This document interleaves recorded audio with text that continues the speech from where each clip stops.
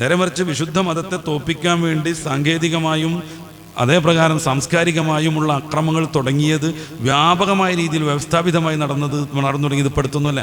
ഓറിയന്റലിസ്റ്റുകളും മോഡേണിസ്റ്റുകളും പഴറ്റി കുറേ കാലം കഠിനാധ്വാനം ചെയ്തൊരു സംഗതിയാണിത്.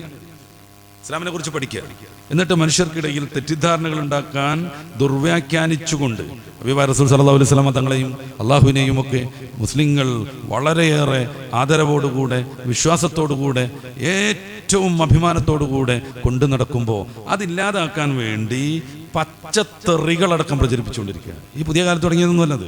ഓറിയന്റലിസ്റ്റുകളും മോഡേണിസ്റ്റുകളും പണ്ട് ചെയ്തതാണ്. ഷിയാക്കളും മുഅ്തസിലികളും അതിൻ്റെ മുന്നേ ചെയ്തതാണ്.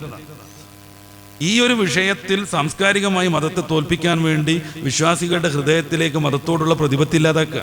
അതിന് സിനിമയും സീരിയലും ഉപയോഗിച്ചുകൊണ്ടിരിക്കുക, അതിന് മദ്യവും മയക്കുമരുന്നും ഉപയോഗപ്പെടുത്തിക്കൊണ്ടിരിക്കുക.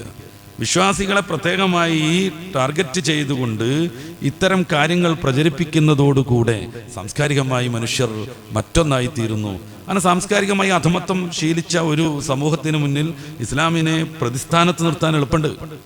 കാരണം നീതിയോടൊപ്പമേ മതം നിൽക്കൂ, ശാന്തിയോടൊപ്പമേ മതം നിൽക്കൂ. ഇതില്ലാതെയാക്കാൻ വളരെ എളുപ്പമാണ്. സാംസ്കാരികമായി അധപ്പതനം നടത്തിയാൽ, ഇസ്ലാമിനോടുള്ള താല്പര്യവും ഇഷ്ടവും ഇല്ലാതാക്കിയാൽ, അതിനു വേണ്ടിയുള്ള വ്യാപകമായ പ്രവർത്തനങ്ങൾ ലോകത്ത് നടന്നുകൊണ്ടിരിക്കണം.